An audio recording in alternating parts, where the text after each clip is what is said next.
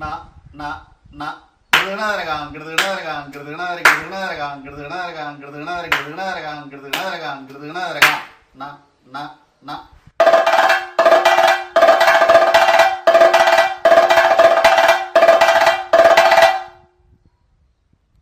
നമസ്കാരം.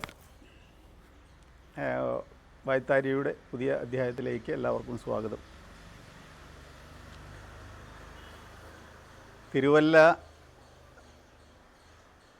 ശ്രീവല്ലഭ ക്ഷേത്രം കഥകളി കലാകാരന്മാർക്ക് എപ്പോഴും ഏതു തരത്തിലും ആശ്രയമാണ്. അത് കല അവതരിപ്പിക്കുന്നതിന് ആശ്രയമാണ്, നിരവധി കളികളിൽ പങ്കെടുക്കുന്നതിന് ആശ്രയമാണ്, സാമ്പത്തികമായ ഒരു സ്ഥിരത ഉണ്ടാക്കുന്നതിന് ആശ്രയമാണ്. ഓരോ കലാകാരന്മാർക്കും വളർന്നു വരാനുള്ള വേദി കൂടിയാണ് ഈ തിരുവല്ല ശ്രീവല്ലഭ ക്ഷേത്രം. നിരവധി കലാകാരന്മാർ അവിടെ എന്നോണം പങ്കെടുക്കുന്ന കലാകാരന്മാരുണ്ട്. ഈ ശ്രീവല്ലഭ ക്ഷേത്രത്തിൽ നിരവധി കഥകളി നടക്കുന്നു എന്നുള്ളതുകൊണ്ട് അവിടെ തന്നെ ജനിച്ച് അവിടെ നിന്ന് കലാകാരന്മാരായിട്ടുള്ള അല്ലെങ്കിൽ കണ്ട് പഠിച്ച് അല്ലെങ്കിൽ കേട്ടുപഠിച്ച് അതുകൊണ്ട് താല്പര്യം വന്ന് മറ്റൊരു സ്ഥാപനത്തിൽ ചേർന്ന് പഠിച്ച് കലാകാരന്മാരായ ഒട്ടനവധി കലാകാരന്മാരുണ്ട് ശ്രീവല്ലഭ ക്ഷേത്രത്തിൻ്റെ പരിസരങ്ങളിലൊക്കെ. എങ്ങനെയായാലും നമ്മളോട് ഇന്ന് സംസാരിക്കുന്നത് ഈ തിരുവല്ല ക്ഷേത്ര സന്നിധിയുടെ അടുത്ത് തന്നെ ഉള്ള കലാഭാരതി പീതാംബരൻ. ഈ പീതാംബരൻ കഥകളി ഉള്ളിടത്തൊക്കെ അല്ലെങ്കിൽ ഉള്ള സമയത്തൊക്കെ അവിടെ കളിയുണ്ടെങ്കിലും അദ്ദേഹം അന്ന് പങ്കെടുക്കേണ്ട കളിയാണെങ്കിലും അല്ലെങ്കിലും അവിടെ ഉണ്ടായിരിക്കും. അത്രയധികം കഥകളിയോടും മേളത്തോടും താല്പര്യമുള്ള ഒരു വ്യക്തിയാണ് ഈ പീതാംബരൻ. നിരവധി കാലം ആയാങ്കുടി ആശാൻ്റെ കീഴിൽ കലാഭാരതിയിൽ അഭ്യസിക്കുകയുണ്ടായി. തുടർന്ന് അദ്ദേഹം കലാനിലയത്തിൽ ഉണ്ണായി വാര്യർ സ്മാരക കലാനിലയത്തിൽ കലാനിലയം കുഞ്ചുണ്ണിയുടെ അടുക്കലും കലാമണ്ഡലം ശിവദാസിൻ്റെ അടുക്കലും ചെണ്ട അഭ്യസിക്കുകയുണ്ടായി. അത് അദ്ദേഹത്തിൻ്റെ ഓർമ്മകളിലൂടെ ധാരാളം പങ്കുവയ്ക്കുന്നുണ്ട്. എങ്ങനെയും അങ്ങനെ ഉള്ള ഒരു വ്യക്തിയാണ്, നല്ല ഒരു വ്യക്തിയാണ് പീതാംബരൻ. അദ്ദേഹത്തിൻ്റെ ഓർമ്മകൾ വളരെ കൃത്യമായി പങ്കുവയ്ക്കുന്നുണ്ട്. അദ്ദേഹത്തിനോട് ചോദ്യങ്ങൾ ചോദിക്കുന്നത് തിരുവല്ലയിൽ വരുന്ന എല്ലാ കഥകളി ആസ്വാദകർക്കും അതിലേറെ കഥകളി നടന്മാർക്കും ഗായകർക്കും വാദ്യക്കാർക്കും ചുട്ടി അണിയറ തുടങ്ങിയ എല്ലാ കലാകാരന്മാർക്കും വളരെ കൃത്യമായി അറിയുന്ന വ്യക്തിയാണ് മോഹൻദാസ്. അദ്ദേഹത്തെ കളി നടത്തുന്നതിലോ കാണുന്നതിലോ അപ്പുറം ഈ ഏതൊക്കെ ദിവസങ്ങളിൽ ഏതൊക്കെ കലാകാരന്മാരെ പൊതുസമൂഹത്തോട് അറിയിക്കേണ്ടതുണ്ടോ അതൊക്കെ വളരെയധികം കൃത്യമായി തൻ്റെ മാധ്യമത്തിലൂടെ അദ്ദേഹം അറിയിച്ചുകൊണ്ടിരിക്കുന്നുണ്ട്. തൻ്റെ ദൗത്യം കഥകളി കാണുക എന്നുള്ളത് മാത്രമല്ല, കഥകളിയെ അന്ന് കാണാത്തവർക്ക് അല്ലെങ്കിൽ കാണാൻ സാധിക്കാത്തവർക്ക് വേണ്ടി എത്തിക്കുക എന്നുള്ളത്, കഥകളിയുടെ പ്രചരണത്തിന് വേണ്ടി ഈ പങ്കെടുക്കുന്ന കലാകാരന്മാരുടെ ഉയർച്ചയ്ക്ക് വേണ്ടി, അവരുടെ വളർച്ചയ്ക്ക് വേണ്ടി പ്രയത്നിക്കുക എന്നുള്ളത് കൂടിയാണ് മോഹൻദാസിൻ്റെ ഉദ്ദേശം. അതുകൊണ്ട് തന്നെ കഥകളി കാണുമ്പോൾ അദ്ദേഹം കാണുന്നതിനോടൊപ്പം തന്നെ അതിൻ്റെ വീഡിയോകൾ എടുത്ത് ഈ കലാകാരൻ്റെ സവിശേഷതകൾ പറഞ്ഞ്, കഥയുടെ സവിശേഷതകൾ പറഞ്ഞ് അന്ന് എവിടെയാണ് അവതരിപ്പിച്ചത് എന്നെല്ലാം കൃത്യമായി സൂചിപ്പിച്ചുകൊണ്ട് അത് ഈ മാധ്യമത്തിലൂടെ ഷെയർ ചെയ്യുന്നത് അദ്ദേഹം വളരെ ആനന്ദകരമായി കാണുന്നു. അത് അദ്ദേഹം കൃത്യമായി നിർവഹിക്കുകയും ചെയ്യുന്നു. എങ്ങനെയാലും അതുകൊണ്ട് തന്നെ തിരുവല്ല സ്വദേശി ആയതുകൊണ്ട് തന്നെ പീതാംബരനെ വളരെ കൃത്യമായി കുട്ടിക്കാലം മുതൽ അറിയുന്ന വ്യക്തിയാണ്. വാദ്യത്തോടും കഥകളിയോടും സ്നേഹമുള്ള വ്യക്തിയാണ്. അതുകൊണ്ട് തന്നെ ഈ ചോദ്യം ചോദിക്കുന്നതിൽ അദ്ദേഹത്തിന് വളരെ താല്പര്യമുണ്ട് എന്നർത്ഥം. അതുകൊണ്ട് തന്നെ അദ്ദേഹത്തിൻ്റെ ചോദ്യങ്ങൾ ചോദിക്കുന്നതിലുള്ള താല്പര്യം നമുക്കത് ഇവിടെ കാണാവുന്നതാണ്. എങ്ങനെയാലും പീതാംബരൻ്റെ മനസ്സിലുള്ളത് ഒരു പരിധിവരെ ഉത്തരത്തിലൂടെ നമുക്ക് കിട്ടാൻ മോഹൻദാസിൻ്റെ പ്രയത്നം സഫലമായിട്ടുണ്ട് എന്നാണ് ഞാൻ കരുതുന്നത്. എങ്ങനെയും ഈ വൈത്താരിയിലേക്ക് എല്ലാവരെയും സ്വാഗതം ചെയ്തുകൊണ്ട് ഞാൻ നിർത്തുന്നു. നമസ്കാരം. എല്ലാവർക്കും വായ്ത്താരിയിലേക്ക് സ്വാഗതം. ഇന്ന് തിരുവല്ലയുടെ കലാപാരമ്പര്യം ഉൾക്കൊണ്ട് ചെണ്ട മേളക്കാരായ, പ്രത്യേകിച്ച് തിരുവല്ലയിലെ ചെണ്ടവാദ്യം വായിക്കുന്ന ശ്രീ പീതാംബരനുമായിട്ടാണ്. കലാഭാരതി പീതാംബരൻ അല്ലേ? ആ, പീതാംബരൻ ഈ കലാരംഗത്ത് വന്നിട്ട് എത്ര കാലമായി?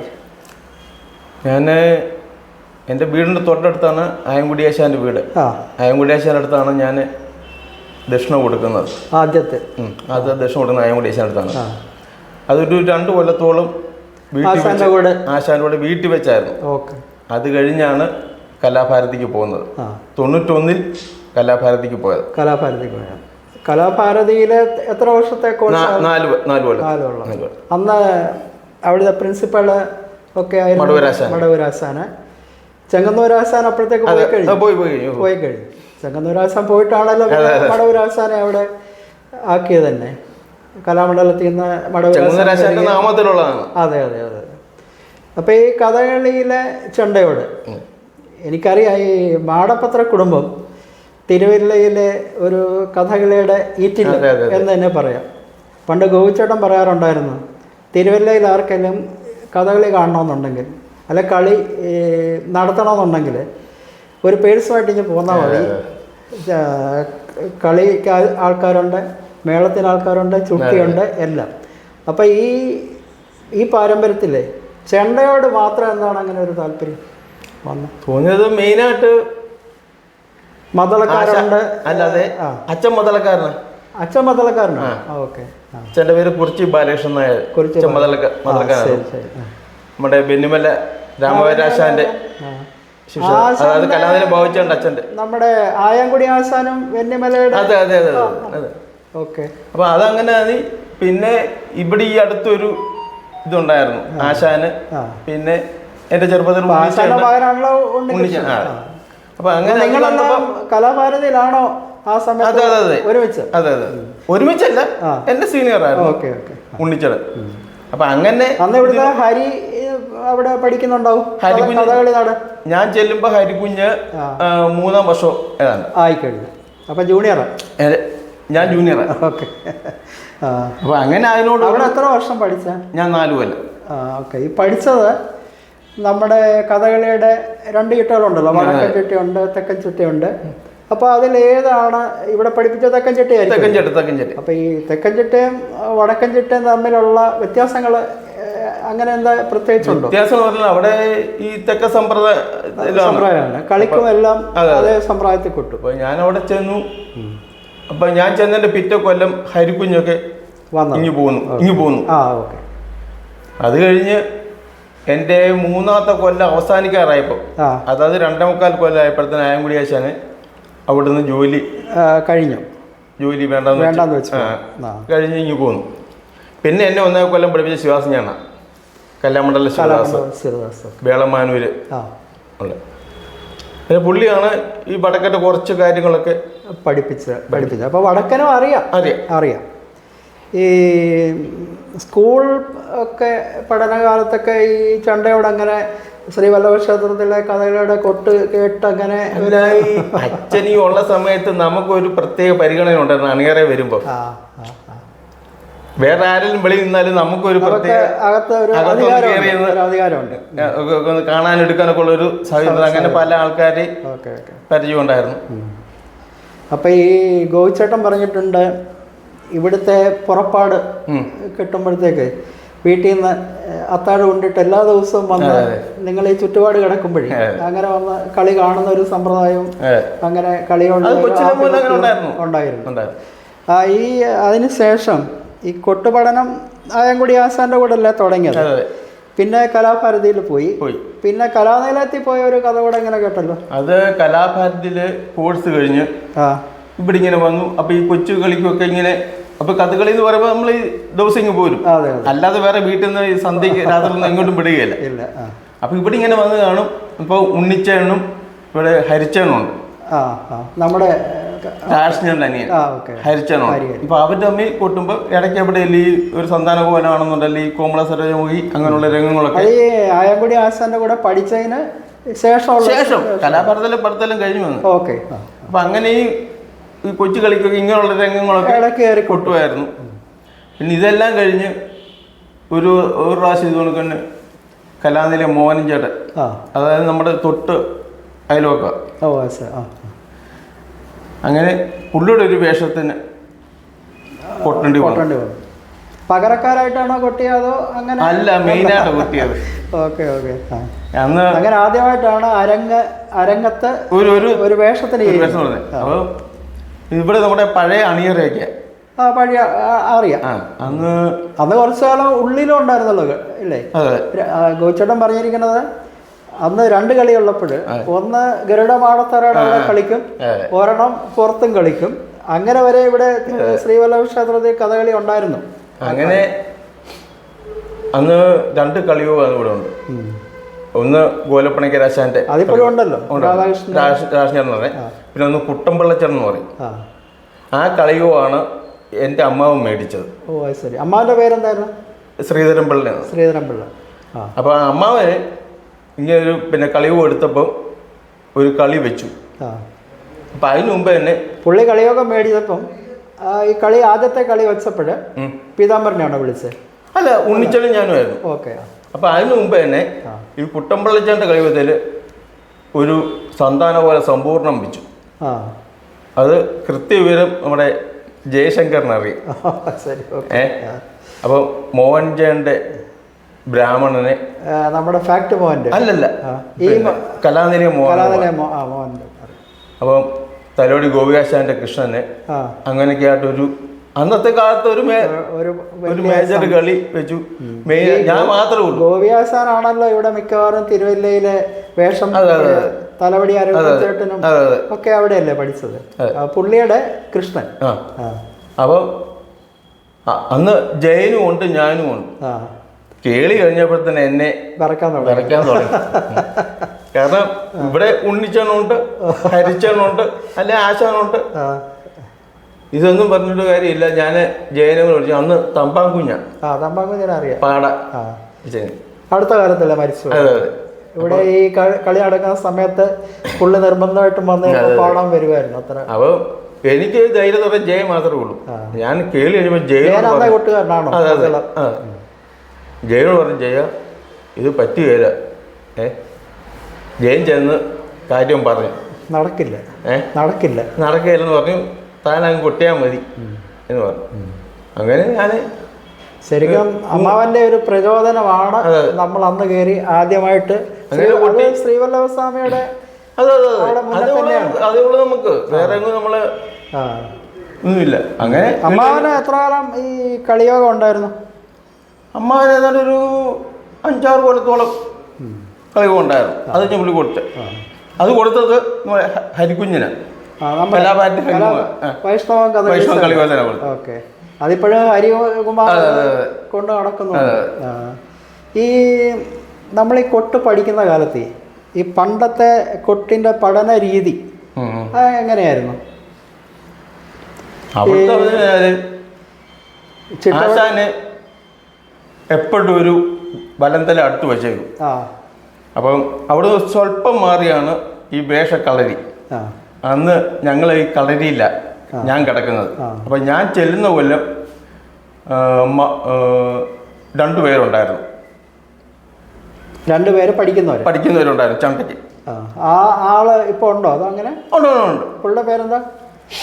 പേര് കുഴപ്പമില്ല. അന്ന് ഈ 2 പേരേ ഉള്ളൂ. ആ ചെണ്ടക്കളരിയിൽ ആയങ്കുടി ആശാനും പിന്നെ മദ്ദളത്തിന് അന്ന് ചേർപ്പളശ്ശേരി രായഞ്ചാനാണ്. അവർ 2 പേര് ചേർപ്പളശ്ശേരിക്കാരെല്ലാം മദ്ദളത്തിന് വളരെ പ്രാഗൽഭ്യരാണ്. അവർ 2 പേരായിരുന്നു. അപ്പോൾ ആശാൻ അവർ 2 കൂടാണ് ഈ ചെണ്ടക്കളരി കിടക്കുന്നത്. അവിടെ പഠിക്കുന്നവരെല്ലാം അവിടെ ഒരു ഗുരുകുല വിദ്യാഭ്യാസം പോലെ 5-6 വർഷം അവിടെ താമസിച്ച് പഠിച്ച് അങ്ങനെയാണോ പീതാംബരനും? പിന്നെ എന്തൊരു അത്യാവശ്യം ഉണ്ടെങ്കിൽ വീട്ടിലോട്ട് വരിക. കട്ട് അവിടെ നിന്ന് ഇറങ്ങുന്ന പരിപാടിയൊക്കെ കേട്ടിട്ടുണ്ട്. ഓക്കെ. അപ്പോൾ ആശാൻ ഈ പറഞ്ഞ കണക്ക് ഈ ഉറക്കം കുറവ് ആർക്ക് ആരും കൂടി ആശാൻ. ഓ അത് ചിലപ്പോൾ 3 മണിക്ക് എണീക്കും. അങ്ങനെ ആയി. അപ്പോൾ ഈ വലന്തല അടുത്ത് വെച്ചിട്ടുണ്ട്. ഓ ഇതിലൊരു അലാറം അതാണ്. അതെ. അപ്പം ഇതിലൊരു പൊട്ടു പൊട്ടും. ഇതാണ് നമുക്കുള്ള വിളി, സിഗ്നല്.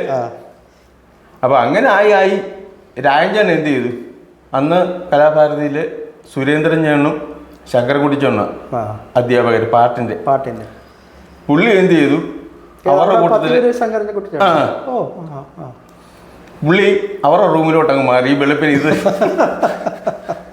അപ്പൊ പിന്നെ ഞാനായി അവിടെ കിടക്കും. അപ്പൊ ഒരു ദിവസം ഇത് കണക്ക് ഈ കളരി കിടന്നു കൊട്ടി, ഞാൻ കേട്ടില്ല. ഞാൻ എനിക്ക് ബോധം വന്നപ്പം വലന്തലയുടെ ശബ്ദം കേൾക്കാം.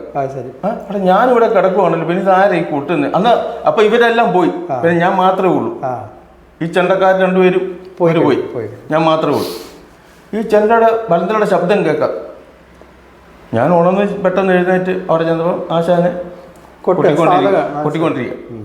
എനിക്ക് അകത്തോട്ട് കയറാനും പറ്റത്തില്ല, പുറത്തോട്ട് ഇറങ്ങാനും പറ്റത്തില്ല, ഒന്നും മേലാത്തൊരവസ്ഥ. അത് ഈ കുട്ടി തുടങ്ങി പഠിക്കുന്ന നമ്മൾ സാറിന് ഇപ്പൊ ഈ കുട്ടി പഠിക്കുന്ന പോലെ തന്നെ അല്ലേ അന്നും? ആദ്യം അതിന്റെ ചുറ്റവട്ടങ്ങൾ എത്ര വർഷം ആദ്യത്തെ ഒരു ഇത് കഴിഞ്ഞിട്ടാണ് രണ്ടാമത്തെ സ്റ്റേജ്? അങ്ങനെ 5 കാലം വരെ ഉള്ളത് അങ്ങനെ? അതിപ്പം ഞാൻ അവിടെ ചെന്നു 2ാമത്തെ കൊല്ലം എൻ്റെ പുറപ്പാടും മേളപ്പതും അരങ്ങേറുന്നതാണ്.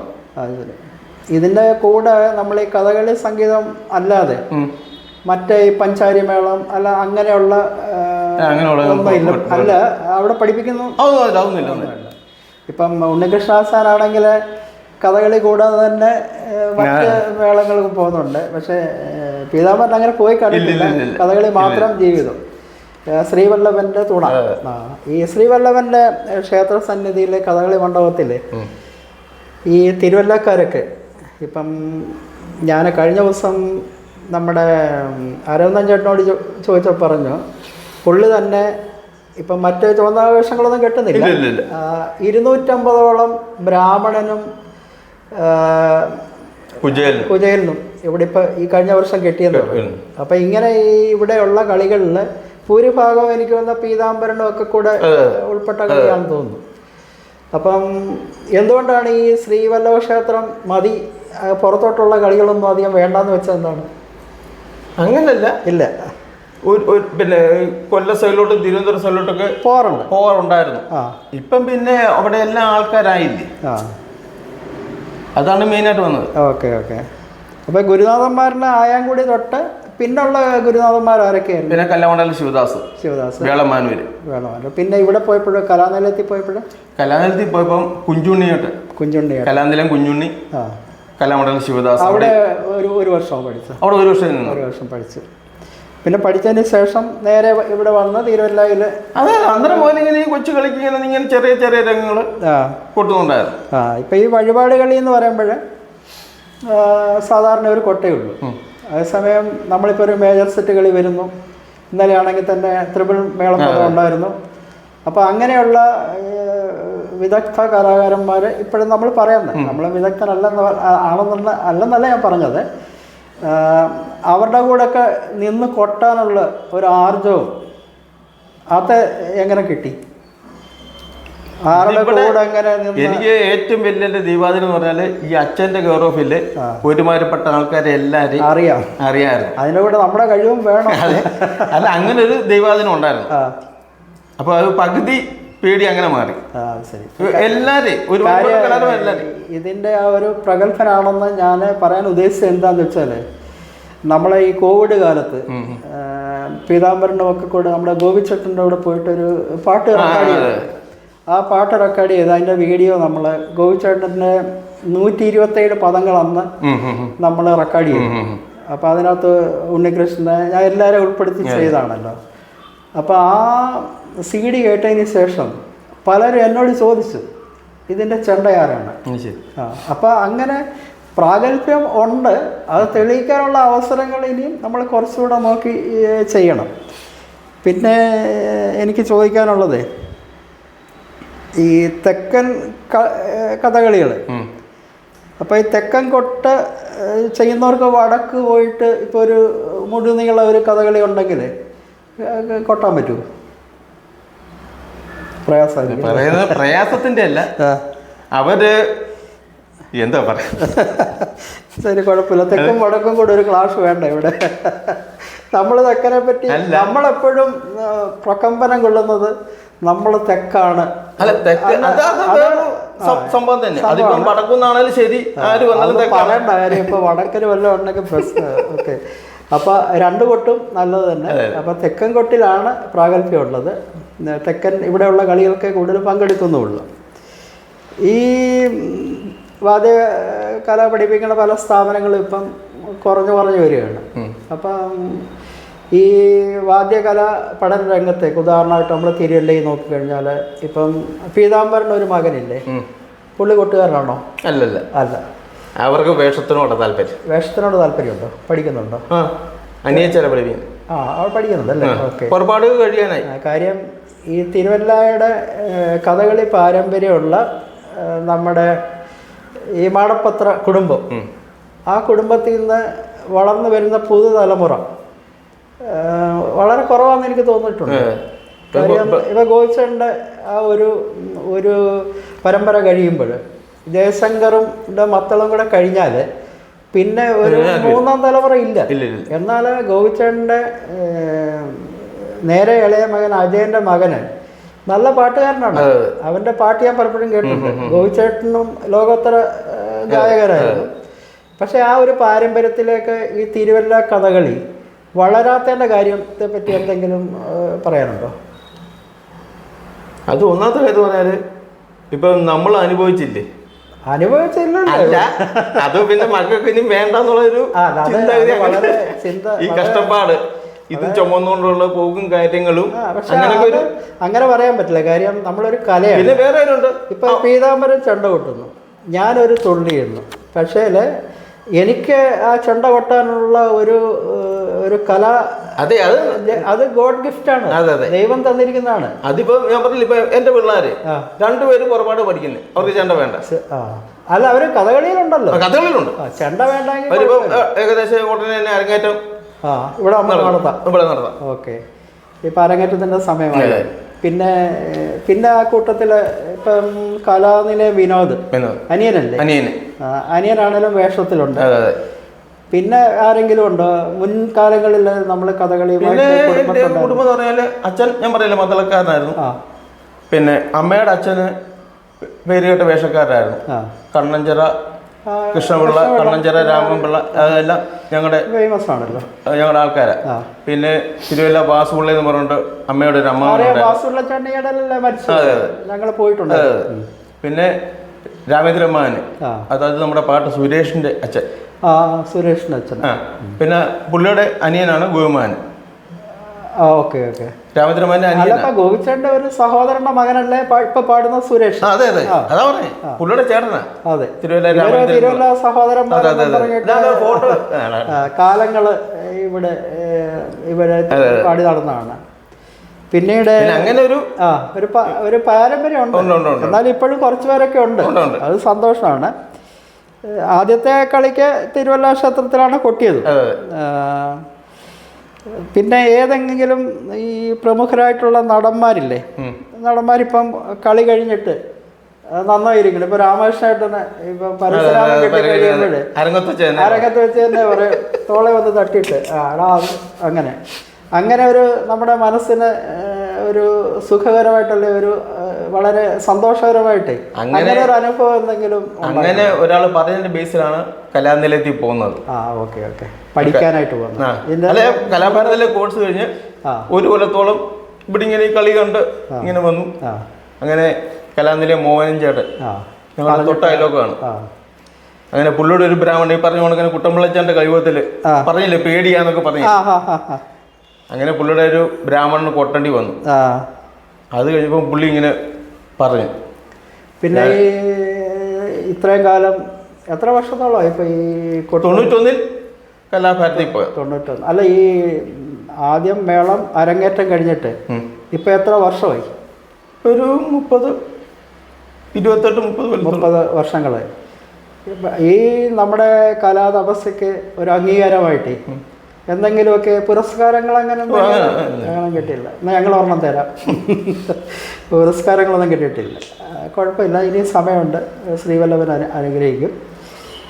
പിന്നെ ഈ ഇപ്പോഴുള്ള ഈ കൊട്ടിൻ്റെ രീതികൾ, നമ്മൾ പഴയ കൊട്ട അല്ലെ പുതിയ കൊട്ട ഇങ്ങനെയൊക്കെ പറയുമ്പോഴേ ഈ അതിലെന്തെങ്കിലും ഒരു വ്യത്യസ്തത അങ്ങനെ എന്തെങ്കിലും കണ്ടിട്ടുണ്ടോ? ഇപ്പം പുതുതലമുറ ഒത്തിരി ആൾക്കാർ ഈ ഇപ്പം കഥകളിപ്പാട്ട് ഇപ്പം ഗോപിച്ചേട്ടൻ പാടുന്നത് പോലെയല്ല കോട്ടയ്ക്കൽ മധു പാടുന്നത്. അപ്പം ഈ കാലാന്തരങ്ങളിലുള്ള വ്യത്യാസങ്ങൾ കഥകളി വന്നിട്ടുണ്ട്.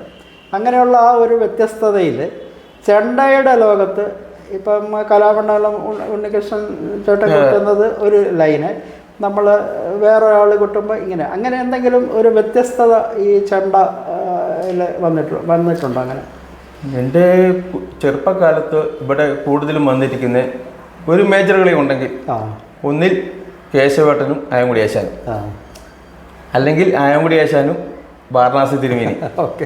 കുത്തക പോലെയാണ്. അങ്ങനായിരുന്നു എൻ്റെ ഒരു ഓർമ്മ വെച്ച് വരുന്നത്. അപ്പം എനിക്ക് എല്ലാത്തിനും താല്പര്യം കഥകളി കൊട്ടിനോട്. ശരി. അപ്പോൾ ഞാൻ അത് ആരാണെങ്കിലും കൊട്ടുന്നത് എടുക്കുന്നത് ഞാൻ അതാണ് ശ്രദ്ധിക്കുന്നത്. അപ്പോൾ ആ കാലത്ത് ആശാന്റെ കൊട്ട് എനിക്ക് അത്ര ഓർമ്മയില്ല.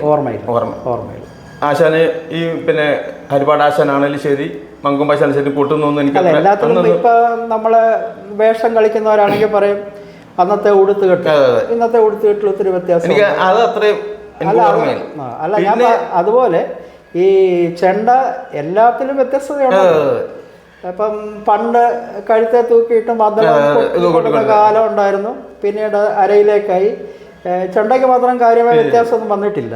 ആശാൻ ഈ കൊട്ടുന്നുണ്ട്. എനിക്ക് കളിക്കൂട്ടിന് എനിക്ക് അത്രയും എനിക്ക് ആശാൻ കൊട്ടുന്നത് എനിക്ക് കാണുന്നുണ്ട്. അതിനും പുറപ്പാടും എളുപ്പം കൊട്ടുന്നുണ്ട്. ആശാനും ഉണ്ണിച്ചനുമായിട്ടും ആശാനും സദനം ബാസുവേട്ടനായിട്ടും ആശാനും വാരണാസി തിരുമേനിയായിട്ടും കേശവട്ടനും ആയങ്കുടി ആശാനായിട്ടും കൊട്ടുന്നത് കേട്ടിട്ടുണ്ട്. എന്നാൽ ഈ കളിക്കൊട്ടിന് എനിക്ക് അത്രയും ഓർമ്മയില്ല. പിന്നെ എനിക്ക് ഈ കളിക്കൊട്ടിനോടൊരു ചെറിയൊരു താല്പര്യം വന്ന് കേശവട്ടൻ വന്നതാണ്. പിന്നെ അത് കഴിഞ്ഞ് അതിങ്ങനെ കണ്ടു വന്നു കഴിഞ്ഞ് മെഡിക്കൻ ചേട്ടൻ ഓരോ വേഷത്തിന് കൊട്ടുന്നത്. അല്ല, മെഡിക്കൻ ചേട്ടനെ പറ്റി പറയുമ്പോഴേ ഇപ്പം മെഡിക്കൻ ചേട്ടനൊക്കെ കഥകളിയുടെ കൊട്ട് അല്ലെ ആയങ്കുടിയാസനൊക്കെ കൊട്ടുമ്പോൾ ഈ വേഷക്കാരെ പോലും അവർ നിയന്ത്രിക്കുന്ന ഒരു കാലഘട്ടമുണ്ട്. കാര്യം മെഡിക്കനാശാൻ കഴിഞ്ഞ ദിവസം ഇവിടെ തിരുവല്ലയിലെ ആയങ്കുടി ആശാൻ്റെ സ്മരണാഞ്ജലിക്ക് വന്നപ്പോൾ ആശാൻ അങ്ങനെ പറയുന്നത് കേട്ടു. കാര്യം എല്ലാവർക്കും കൊട്ടുപഴക്കം, കളി പഴക്കം, അല്ലെ മറവി പാട്ടുകാരുടെ പാട്ട് മറന്നു പോകും. അപ്പം ഇങ്ങനെ വരുമ്പോൾ ഈ കൊട്ട ശരിക്കും ഒരു അരങ്ങ് നിയന്ത്രിക്കുന്ന ഒരു മാധ്യമമായിട്ട് എനിക്ക് തോന്നാറുണ്ട്. അതുകൂടാതെ ഈ അരങ്ങത്ത് നല്ല താളക്കൊഴുപ്പൊക്കെ വേണ്ട സമയത്ത് കൊട്ടുകാരുടെ പ്രയത്നം കൂടുതലാണ്, അവരുടെ കർമ്മമേഖലയാണത്. അപ്പം അങ്ങനെ വരുമ്പം ചില ട്രിക്കുകളൊക്കെ ഉണ്ട്. കൊട്ട് അങ്ങനെയുള്ള എന്തെങ്കിലും ട്രിക്കുകളൊക്കെ പഠിച്ചിട്ടുണ്ടോ? അങ്ങനെ അത് ഇവരെ കണ്ടിങ്ങനെ എന്തെങ്കിലുമൊക്കെ. അല്ല, ഞാനിപ്പോ ഈ നമ്പർ ഇടുമല്ലോ നമ്മൾ പറയല്ലേ, അത് പുതുമയാണ്. ഇപ്പൊ പുതുകാലത്ത് അപ്പൊ അത് കഴിഞ്ഞ് ഇപ്പൊ മദ്ദളം വായിക്കുന്നവര് വനവർണ്ണനയൊക്കെ വരുമ്പോൾ അവര് പക്ഷികളുടെ സൗണ്ട് വായിക്കും. പിന്നെ ഈ ചെണ്ടകള് ഇപ്പം നമ്മുടെ മിടുക്കരൻ റൂറാസാൻ ചെയ്യുന്ന കണ്ടില്ലേ, ചെണ്ട ഉണ്ണികൃഷ്ണാസൻ ചെയ്യുന്ന ചില ട്രിക്കുകൾ, അങ്ങനെ എന്തെങ്കിലും സ്വായത്തമാക്കാനായിട്ട് അത് ഇങ്ങനെ എല്ലാം കണ്ടു തന്നെ ഞാൻ പറയില്ലേ, നമ്മൾ ചെയ്യുമോ? അതൊക്കെ നമ്മളെ കൊണ്ട് പറ്റുന്നത് ചെയ്യാറുണ്ട്. വിജയിക്കുമല്ലെന്ന് അറിയത്തില്ല, എന്തെങ്കിലും ശ്രമിക്കാറുണ്ട്. അപ്പം ആ കേശവട്ടന്റെ ആയങ്കുടി ആശാന്റെ ഒരു ഏകദേശം കാലം കഴിഞ്ഞപ്പോൾ പിന്നെ മിടുക്കൻ ഞാനാണ്. പക്ഷെ അവരുടെയൊക്കെ ആ ഒരു കഴിവിന്റെ ഒരു എന്തെങ്കിലുമൊക്കെ ഗുണമേ നമുക്കുള്ളൂ. ഏതായാലും നമുക്ക് ഞാൻ പറഞ്ഞേ, എനിക്ക് ഈ കണ്ടുള്ള ഒരു ഇതേ ഉള്ളൂ, എനിക്കല്ലാതെ ഇറങ്ങി. അപ്പൊ ഇത് ഇവരുടെ രണ്ടുപേരെയും കഴിഞ്ഞ് പിന്നെ ഒരു കൊട്ടിന്റെ ഒരു ഞാൻ മനസ്സിലാക്കിയെന്ന് പറഞ്ഞാല് മിടുക്കൻ ഞാനാണ്.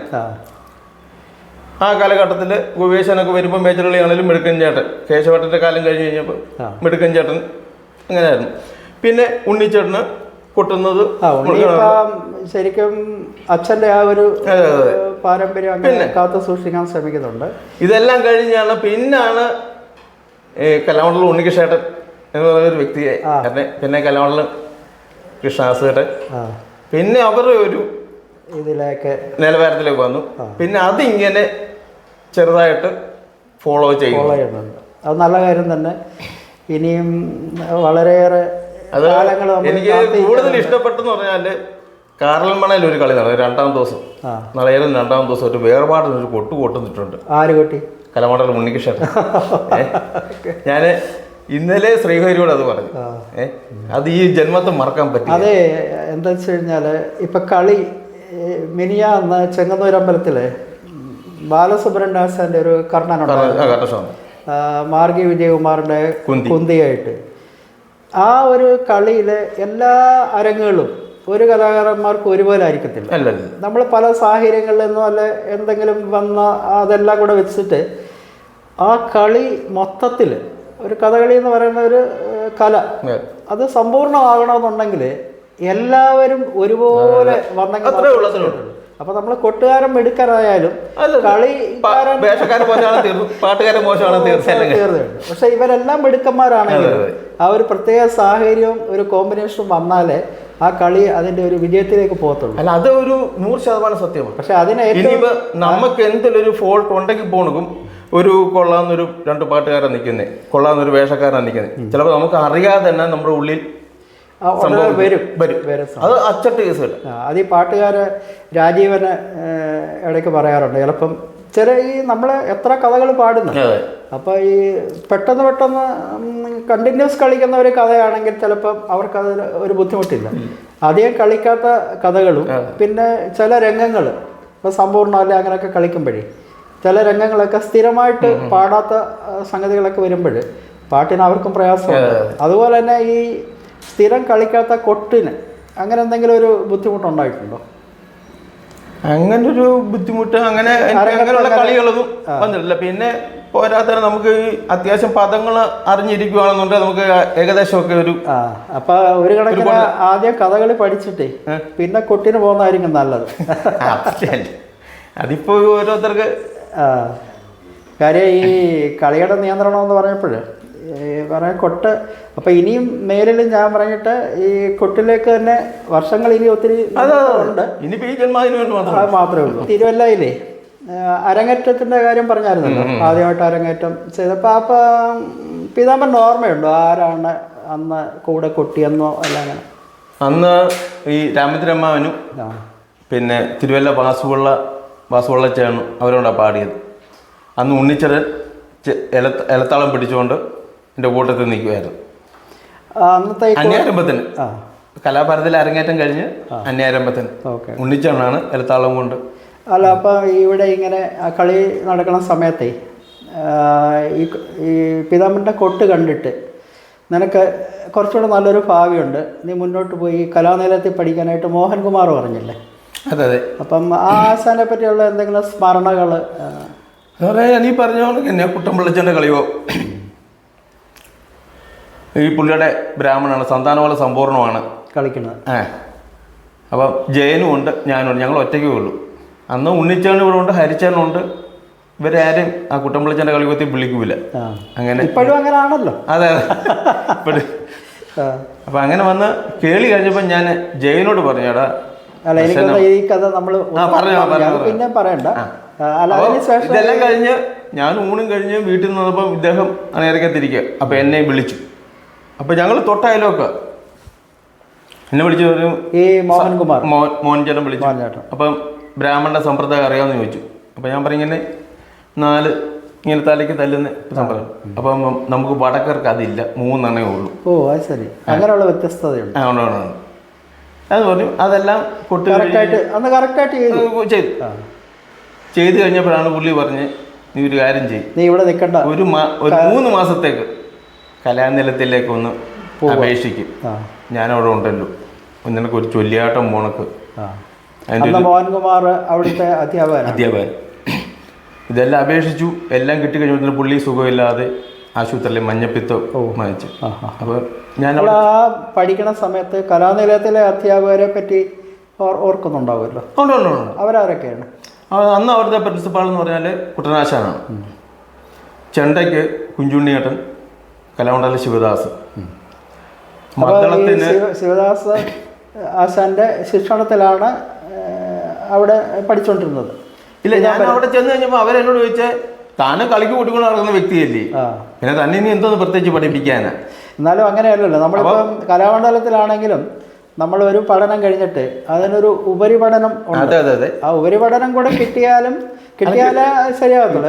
നമുക്ക് പാഠ്യക്രമങ്ങൾ അന്ന് ഈ പഠനത്തിന്റെ ക്രമങ്ങളുണ്ടല്ലോ, അത് എങ്ങനെയായിരുന്നു ഈ പഠന? അവിടെ ഈ പറഞ്ഞ വെളുപ്പിന് എഴുന്നേൽക്കുക, സാധ കൊണ്ട് അത് കഴിഞ്ഞ് ചൊല്ലിയാട്ടം കാര്യങ്ങൾ ഒക്കെ ഉണ്ടായിരുന്നു. പീതാംബരം പഠിച്ചിട്ട് എന്നതുകൊണ്ട് അവിടെ അതിന്റെ ഒരു ഇത് വ്യത്യാസങ്ങളുണ്ട്. പിന്നെ കളിക്ക് പോകുമായിരുന്നു. അവിടെ കളിക്ക് അവരുടെ ഒരു ട്രൂപ്പ് കളിക്കൊക്കെ പോകുമായിരുന്നു.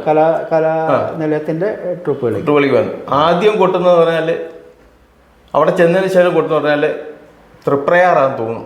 തൃപ്രയ അമ്പലത്തിലെ ട്രൂപ്പ് കളി. കുട്ടനാശാന്റെ ബ്രാഹ്മണനും കൃഷ്ണൻകുട്ടി ആശാന്റെ അർജുനും. ഭയങ്കര ലാസ്റ്റ് രംഗം എന്നെയാ കൊട്ടാൻ വിട്ടു. ലാസ്റ്റ് നമസ്തേ ഉസരമൂലി എന്നുള്ളതുണ്ട്. ലാസ്റ്റ് രംഗം സന്താനപുരത്തിലെ ലാസ്റ്റ് രംഗം സമ്പൂർണ്ണമാണോ അതോ? അല്ല, സാധാരണ കളി. അത് എന്നെയാ കോട്ടം വിട്ടു. അങ്ങനെയാണ് ആദ്യമായിട്ട് ഇത് ചെയ്തത്. അതിനുശേഷം കലാനിലയത്തിലെ ഇപ്പോൾ ഒരു കൊല്ലം നിന്നു. അതിനുശേഷം വീണ്ടും തിരുവല്ലായിലെ നമ്മുടെ നാട്ടകം ഇതാണെന്ന് മനസ്സിലാക്കി ഇവിടെ തന്നെ വന്നു കൂടി. പിന്നീട് ഗോപാലപ്പണിക്കരാശാനൊക്കെ ഉള്ള സമയമല്ലേ, ആ സമയത്താണ്. ഇപ്പൊ 2 കളിയോഗങ്ങൾക്കും തിരുവല്ലയിലുള്ള 2 കളിയോഗങ്ങൾ, ഒന്ന് ശ്രീവല്ലഭയും മറ്റേ വൈഷ്ണവ കഥകളിയും. ഇതിനു മുമ്പ് ഈ തിരുവല്ലയിലെ മറ്റ് കൊട്ടുകാര് അങ്ങനെ ഉണ്ടായിരുന്നോ? ഈ നമ്മൾ വളരെ പ്രസിദ്ധമായിട്ടുള്ള പറഞ്ഞില്ലേ, ഞാൻ എൻ്റെ ഓർമ്മയിൽ നിന്ന് ആയങ്കുടി ആശാന്, പിന്നെ ഗോപാലപ്പണിക്കരാശാൻ കൊട്ടുന്നു എനിക്ക് അത്രയും ഓർമ്മയില്ല. കുടുംബത്തെ പറ്റി ഒന്നും ചോദിച്ചില്ല. കുടുംബത്തെ പറ്റി പറയും. അച്ഛൻ കുറച്ച് ബാലകൃഷ്ണൻ പറയും മദ്ദള മരിച്ചുപോയി. പിന്നെ അമ്മയുണ്ട്. ഞങ്ങള് അമ്മയ്ക്ക് എന്തെങ്കിലും കലാവാസനയുമായിട്ട് ഒന്നുമില്ല.